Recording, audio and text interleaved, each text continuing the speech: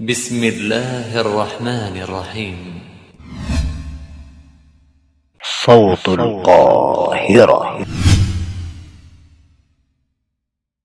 Hai, bismillah, assalamualaikum warahmatullahi wabarakatuh.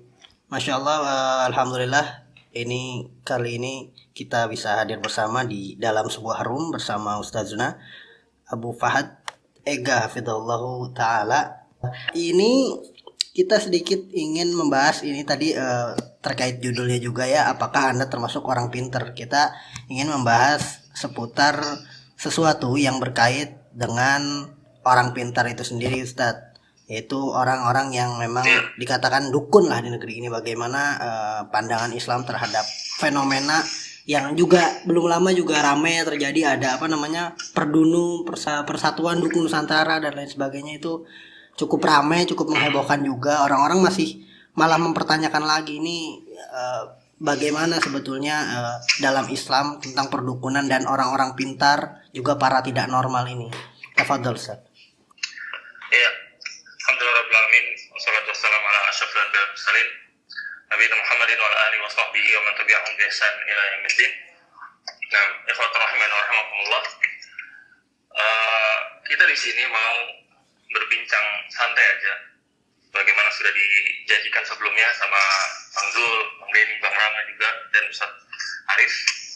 Kita hari ini mau berbicara tentang orang pintar. Siapa itu orang pintar? Kalau kita berbicara tentang suatu kepintaran itu suatu hal yang relatif. Orang pintar nggak harus orang yang lulus perguruan tinggi, tapi terkadang orang yang tidak lulus SD pun bisa dikatakan orang pintar. Kenapa? Karena kepintaran itu relatif. Ada orang yang pintar terhadap suatu masalah, tapi dia bodoh sama masalah yang lain. Nggak ada orang yang 100% pintar, sebagaimana nggak ada orang yang 100% bodoh. Nah, yang jadi masalah perbincangan kita hari ini, kita mau berbicara tentang seseorang yang memiliki profesi, dan profesi dia ini dikategorikan sebagai profesi yang hanya bisa dilakukan oleh orang yang pintar.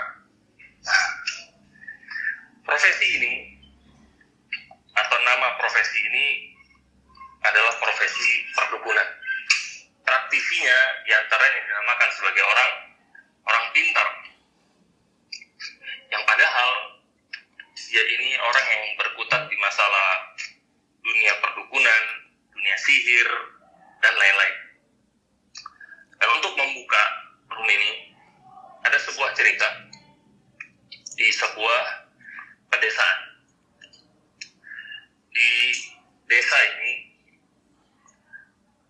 ini letaknya itu strategis. Dia itu ada di dekat gunung yang berapi. Dia pun nggak jauh daerahnya dari pantai. Kemudian pada suatu hari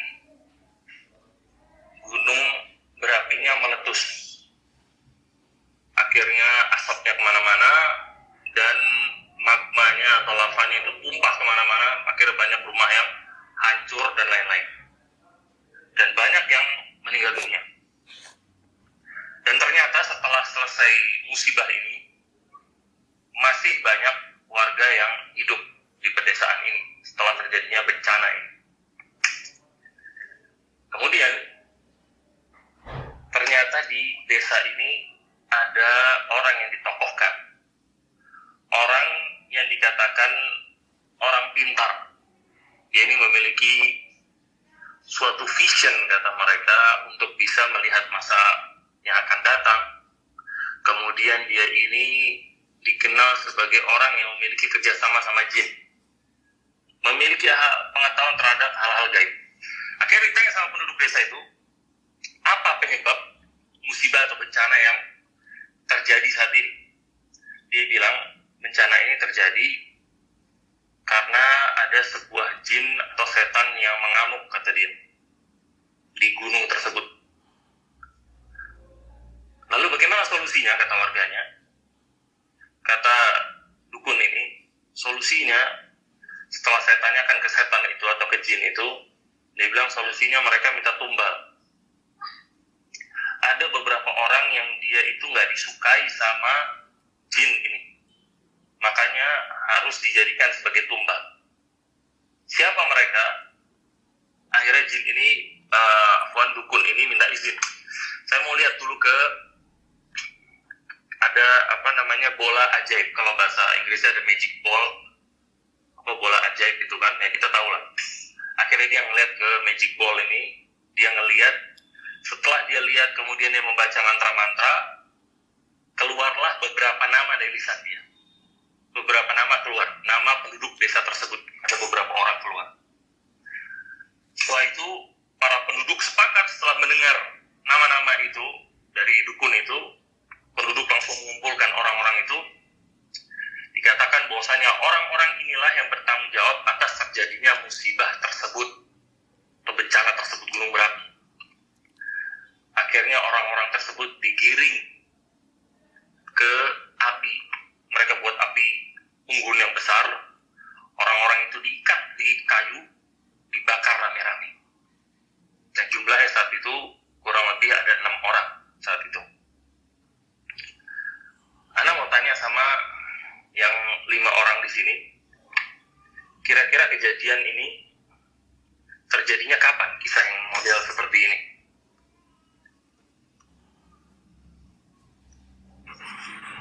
Sepertinya nggak terlalu lama ya Ustaz. Maksudnya di era-era sekarang ini. Ya, ada pendapat yang lain?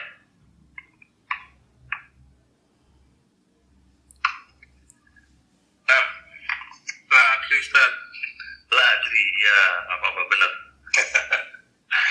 Baik, ternyata kasus ini atau cerita ini pernah diterbitkan di majalah London di tahun 2017. Tahun 2017 ini diterbitkan. Tahun 2007. Tahun 2007 di majalah ini diterbitkan tentang masalah ini. Kejadiannya di mana? Kejadiannya ada di Afrika Selatan, daerah di sebelah selatannya Afrika. Terjadi peristiwa ini di tahun 1983 terjadinya.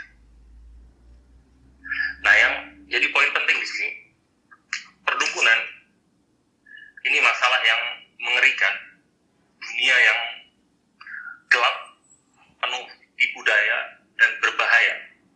Berbahaya untuk dunia dan berbahaya untuk akhirat. Dari kisah ini saja, 6 orang ini dijadikan sebagai tumbal, yang padahal mereka itu nggak tahu apa-apa. Sedangkan kita orang Muslim, kita tahu namanya musibah yang terjadi dengan takdir dari Allah Ta'ala. Walaupun sebabnya dari manusia, tapi manusia nggak punya kemampuan untuk mengeluarkan lava dari gunung itu kemudian ditumpahkan ke penduduk desa. Nah, ini mereka menjadi tumbal. Nah, ini hasil dari perdukunan. Dalam bahasa Arab, nah ini suatu hal yang penting. Dalam kosakata Arab, perdukunan itu dibagi menjadi 2. Ada yang namanya kahana, ada yang namanya sihir. Apa kahana? Kahana itu mengaku-ngaku mengetahui tentang ilmu gaib. Contohnya dia membaca masa depan seseorang, terus mengetahui bagaimana kisah cintanya, apa kira-kira hal yang bisa membuat dia beruntung atau bisa membuat dia rugi, dan macam-macam. Dia memprediksi ini semua dengan macam-macam cara. Ada yang dengan bola kristal tadi, ada yang dengan kartu tarot, ada yang dengan garis tangan, ada yang dengan bintang, zodiak. Nah, ini mungkin para penduduk lama ini, orang-orang yang lama, yang suka langganan majalah-majalah yang dulu. Nah, itu mereka mungkin sering baca ini zodiak. Ada Virgo, ada Leo, macam-macam. Nah, di situ kan ditulis bagaimana masa depan seseorang. Di bulan ini, orang ini cocoknya kerjanya apa, kisah percintaannya bagaimana, kerjanya cocoknya yang berhubungan dengan air, misalkan. Kisah percintaannya complicated, begini kisahnya. Ya, ini namanya menerka-nerka. Ini dalam bahasa Arab namanya kahana. Kemudian jenis kedua ada yang namanya sihir. Sihir itu sebenarnya macam-macam jenisnya. Cuma yang pengen kita lebih fokuskan di sini adalah jenis dari sihir yang menggunakan muamalah atau kerjasama sama jin. Kemudian jin itu memerintahkan dia untuk bikin buhul, lalu bikin mantra, baca mantra-mantra, atau menyembelih binatang, atau memberikan sesajen. Tujuannya apa? Supaya sihirnya berhasil. Dan tujuan dari sihir ini apa? Tidak lain tidak bukan, tujuannya satu-satunya untuk nyakitin orang. Bikin orang cerai, suami istri, bikin orang sakit, bikin orang gila, bikin orang sampai meninggal dunia. Ada nggak? Banyak bisa seperti ini.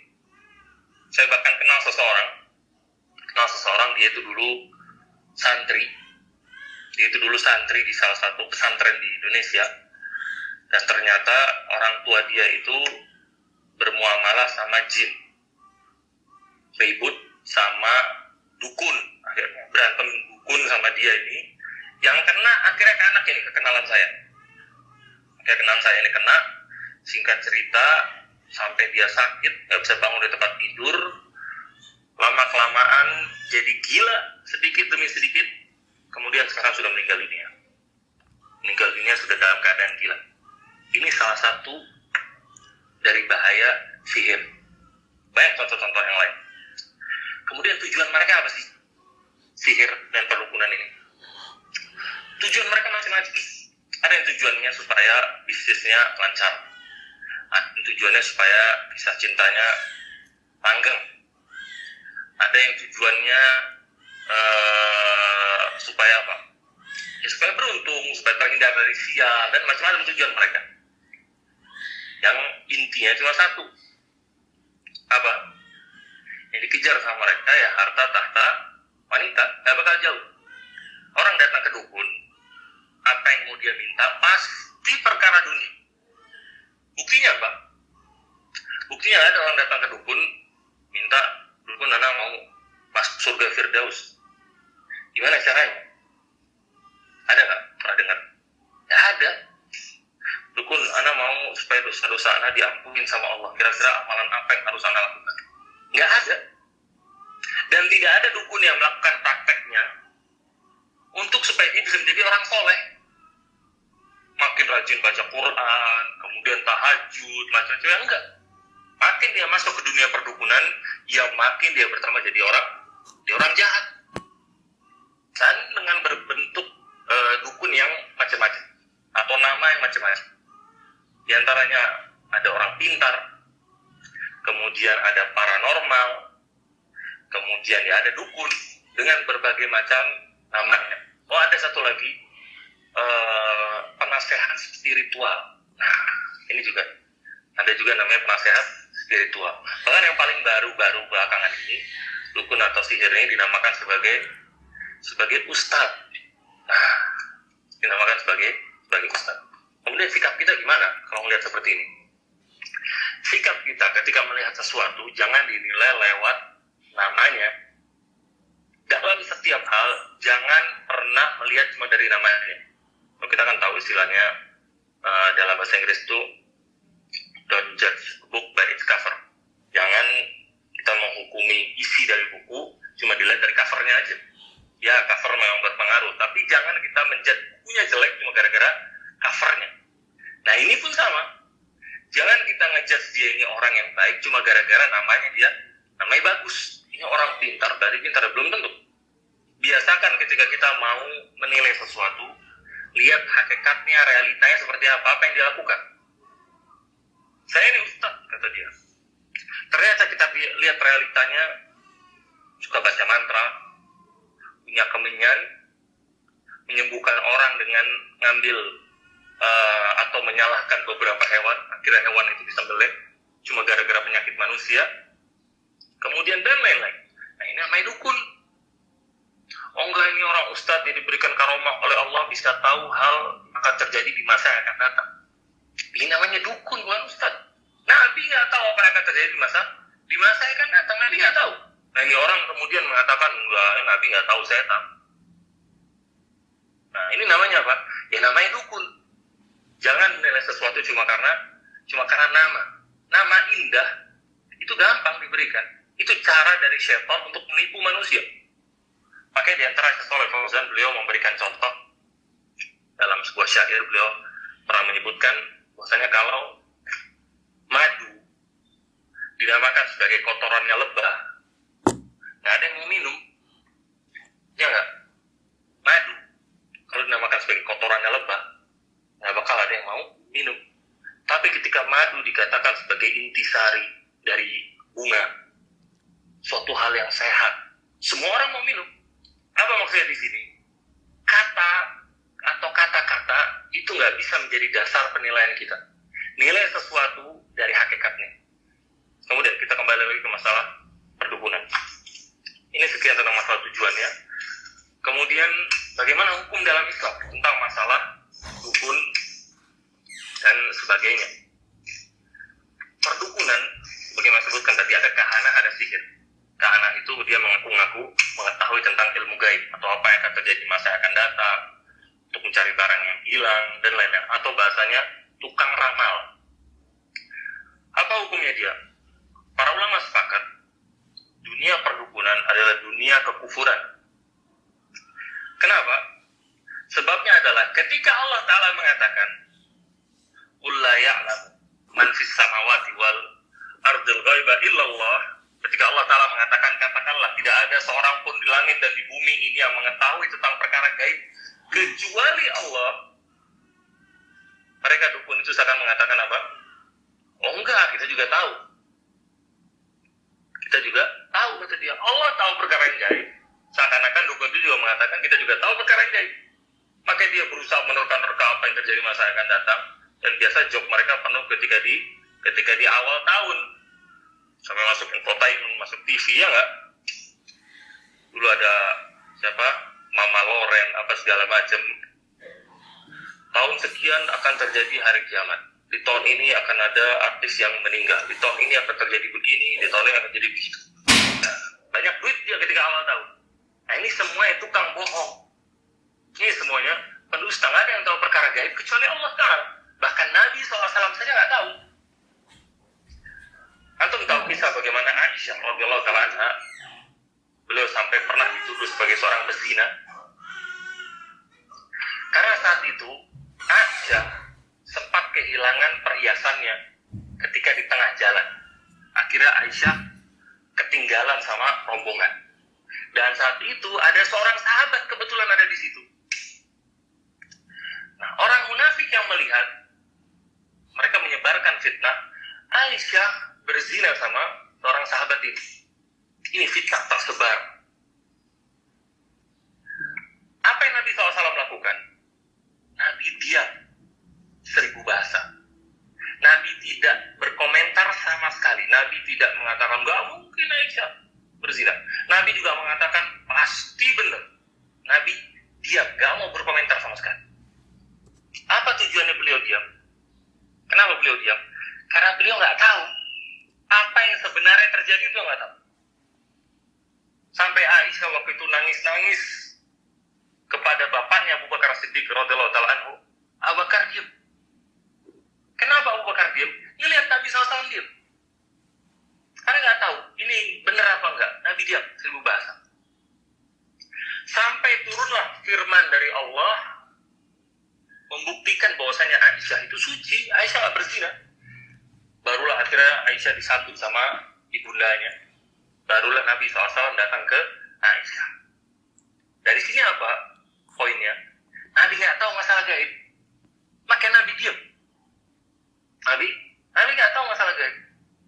Nah ini yang harus kita camkan. Nabi SAW saja nggak tahu perkara gaib kecuali yang diberitahukan oleh Allah Ta'ala. Makanya masalah perdukunan hukumnya sepakat para ulama adalah sebuah kekufuran. Karena di situ ada bentuk takdzib atau pendustaan terhadap firman Allah Ta'ala. Kemudian ini masalah kahana. Yang kedua masalah sihir. Sihir hukumnya apa sihir?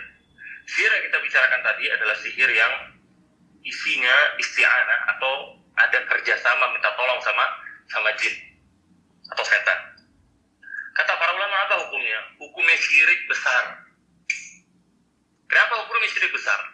Karena sebuah sihir tidak akan berhasil kecuali jika orang tersebut memberikan sesajen ke setannya. Kecuali memberikan sesajen ke setannya. Nah, sesajen ke setan ini, kata para ulama, ini adalah bentuk peribadatan orang tersebut kepada setannya. Dia mempersembahkan, entah itu kambing disembelih sama dia, entah itu ayam disembelih sama dia, atau macam-macam permintaan dari setan. Jadi nggak ada yang namanya simbiosis mutualisme antara setan sama manusia. Setan nggak ngambil manfaat sesajen itu, tapi yang setan inginkan apa? Penghambaan dari manusia. Setan nggak menyembah manusia itu. Setan tidak bisa ditundukkan sama manusia. Setan nggak ditundukkan sama manusia. Kenapa setan mau mengerjakan apa yang diminta sama manusia ini? Supaya manusia itu mengagungkan setannya itu, menghambakan dirinya kepada setannya.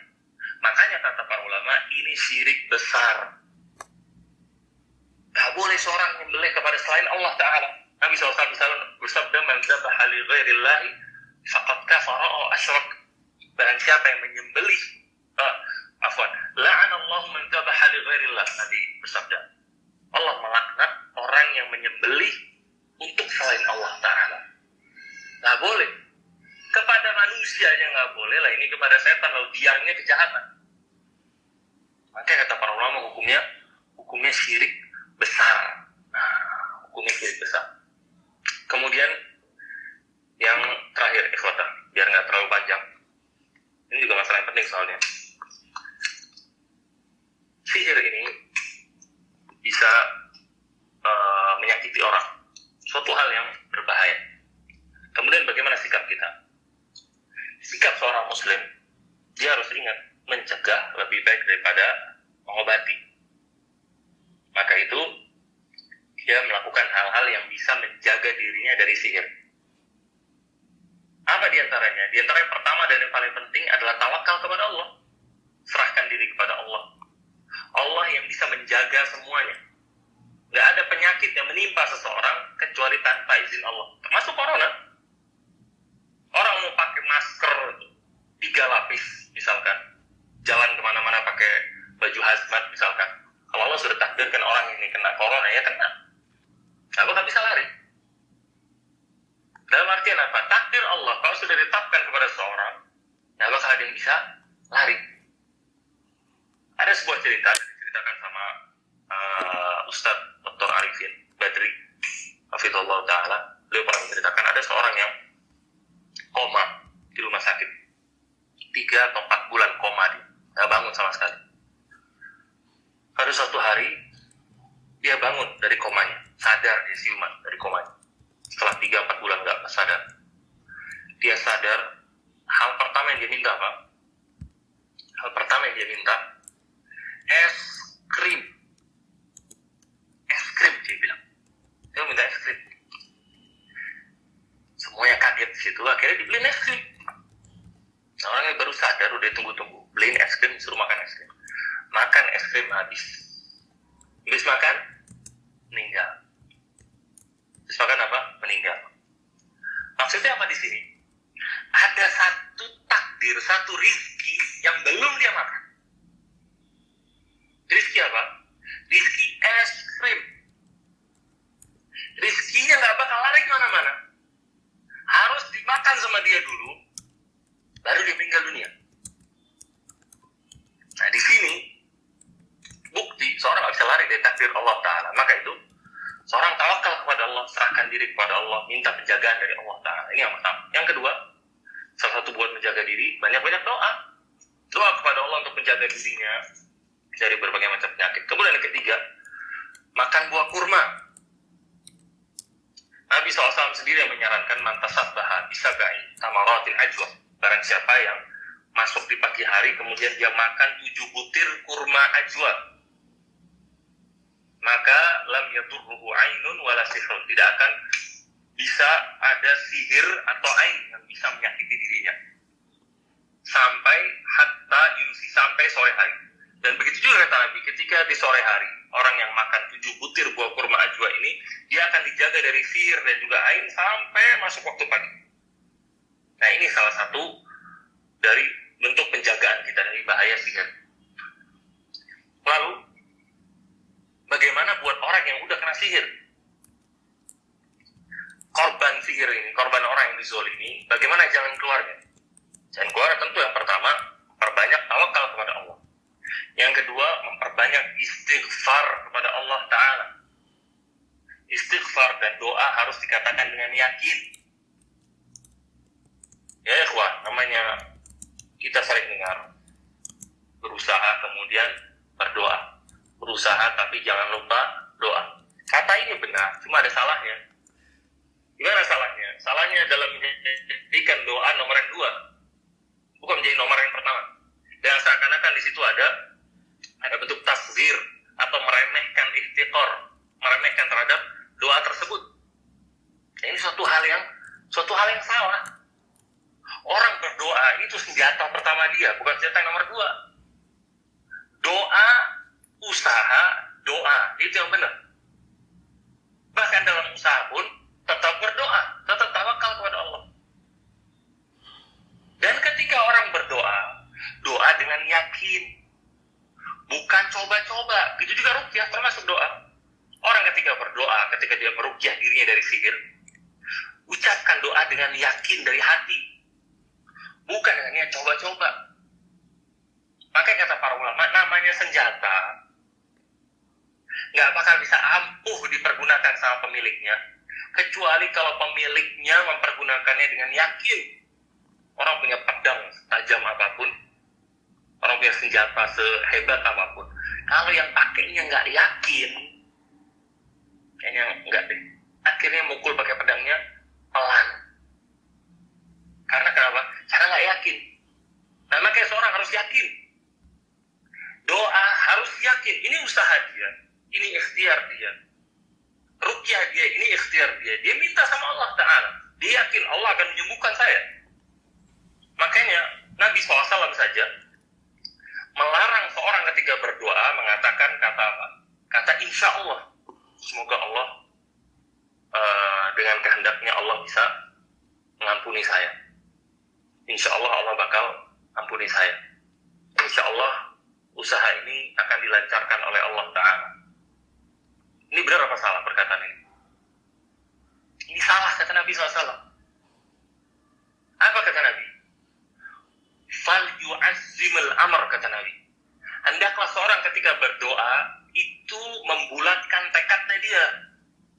Nggak boleh seorang berkata, insya Allah Allah maghfirli in syi'ta, kata Nabi. Jangan seorang mengatakan, ya Allah ampuni aku kalau engkau berkehendak. Perkataan in syi'ta kalau engkau berkehendak dengan perkataan insya Allah, semoga Allah berkehendak, sama apa beda? Sama. Nah, makanya orang kalau berdoa jangan dimasukkan insya Allah di belakangnya. Yakin. Semoga Allah mengampuni saya. Allah akan menghilangkan penyakit saya. Semoga Allah membuat rezeki saya laku. Ya Allah, buatlah saya sebagai orang yang cerdas. Jangan katakan insya Allah. Nah, ini salah satu cara untuk menghilangkan bahaya atau penyakit sihir yang menimpa seseorang. Berdoa dengan yakin, ruqyah diri pun dengan yakin. Nah, saya rasa cukup sampai di sini. Mungkin sisanya kita bisa ngobrol-ngobrol bagi yang mau menambahkan atau punya kisah-kisah tentang masalah sihir ini, atau ada yang mau tanyakan, silakan. Foto.